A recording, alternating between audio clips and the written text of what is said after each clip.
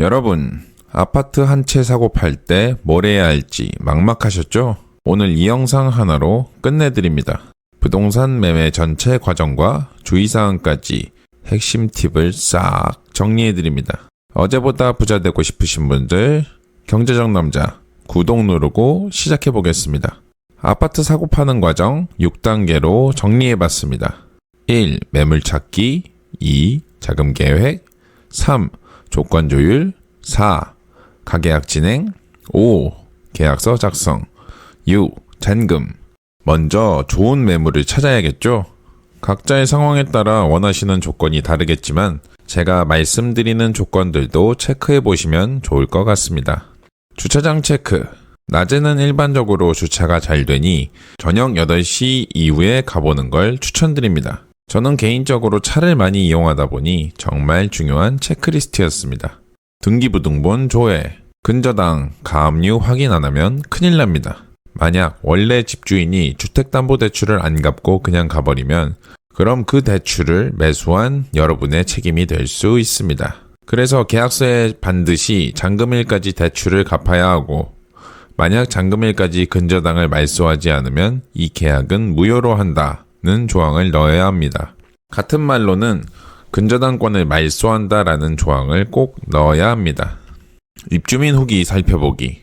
네이버 카페, 맘카페, 블로그 등 요즘은 커뮤니티가 잘 돼 있어서 매입하고자 하시는 아파트의 후기를 찾아보시고 본인이 개인적으로 정한 체크리스트에 부합한지 확인해보세요. 마음에 드는 매물을 골랐다면 이제 시세를 체크하고 계약금, 중도금, 잔금을 어떻게 지불할 건지를 계획해야 합니다. 각자의 상황에 맞게 보유연금, 전세보증금, 담보대출 한도, 금액과 이자 등을 명확하게 준비하지 않는다면 아까운 계약금을 날릴 수 있습니다. 도움될 만한 주택담보대출 영상들 고정 댓글에 링크 달아놓겠습니다. 이제 조건을 조율하게 되는데 사전에 준비한 자금 계획을 토대로 매매금액, 잔금일, 중도금, 중개수수료에 대해 조율하셔야 합니다.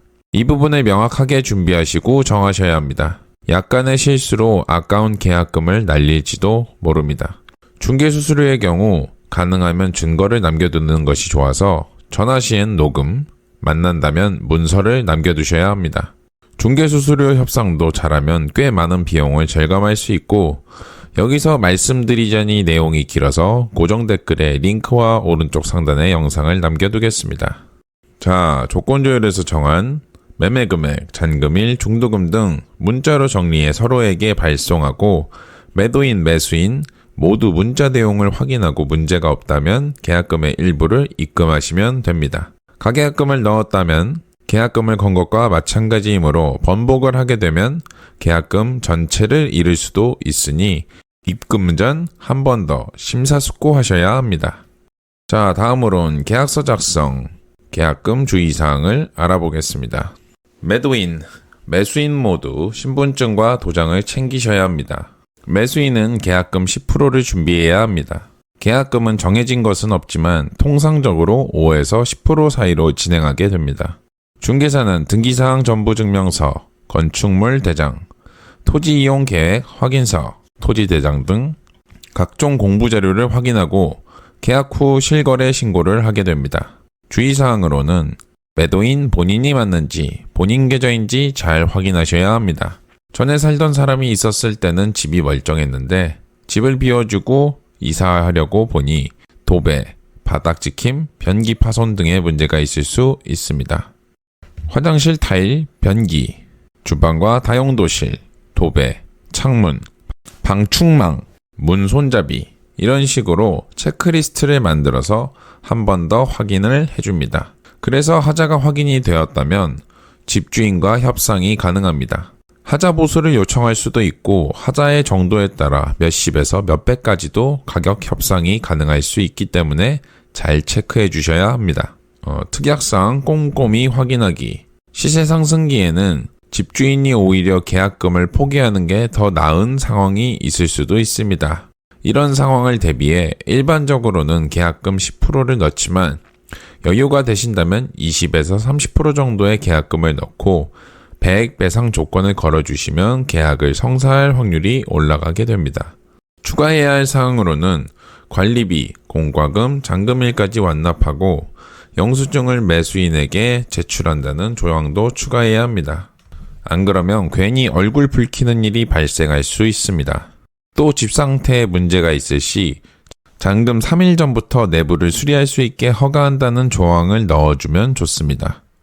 이사 후에는 수리가 어려우니 공실이면 비어있을 때 공사를 하기 위함입니다.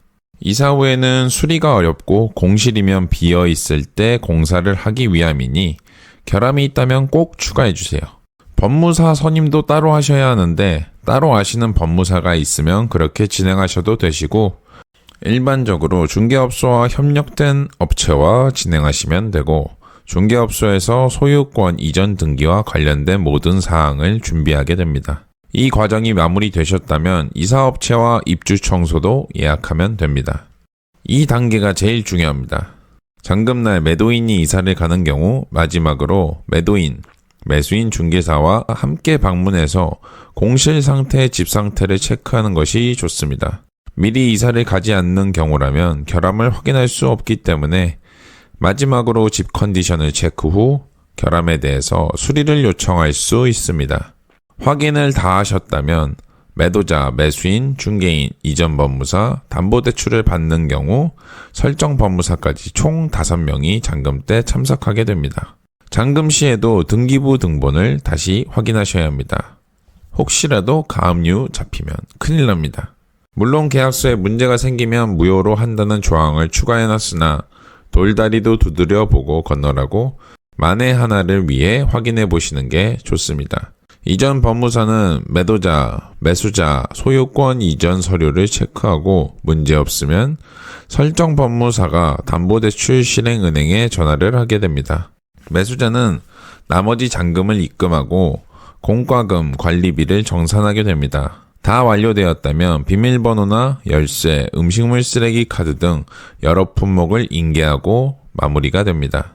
주의사항으로는 잔금일은 평일에 하는 게 좋습니다.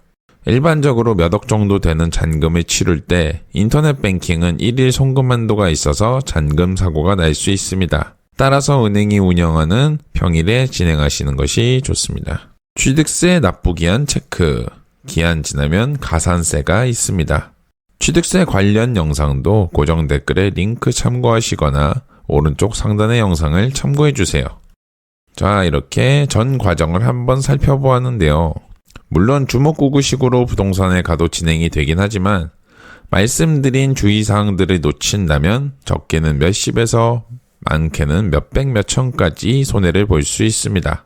매매 진행 전에 보시고 주변에 매매하시는 분들과 공유해서 경제적으로 도움되시길 바랍니다. 시청해주셔서 감사하고 궁금하신 점, 추가적인 꿀팁이 있으시다면 댓글로 남겨주세요.